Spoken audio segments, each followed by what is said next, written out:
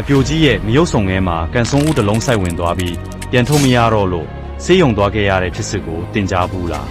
သူမဟာအဲ့ဒီနေ့မှာဈေးထဲကနေဟင်းသီးဟင်းရက်တွေဝယ်ပြီးအိမ်ကိုပြန်လာခဲ့ပါတယ်အိမ်ပြန်ရောက်တော့လဲပုံမှန်ပဲချက်ပြုတ်စားတော့ပြီးအနားယူခဲ့တာပေါ့ဒါပေမဲ့အဲ့ဒီညမှာပဲသူမဟာဘိုင်ရမ်းနာတယ်လို့ဆိုကအိမ်နီးချင်းတယောက်ကိုသူမရဲ့အိမ်ကိုကြည့်ထားလိုက်ဖို့မှာခဲ့ပါတယ်အိမ်နီးချင်းကလည်းစိတ်ချလက်ချသွားနောက်ဆက်မတင်းဖို့ပြန်လဲဂတိပေးလိုက်ပါတယ်ဒီတော့သူမလဲမိမိအိမ်မှာရှိတဲ့ကားကိုမောင်းပြီးဆေးရုံထဲဝင်လာခဲ့တယ်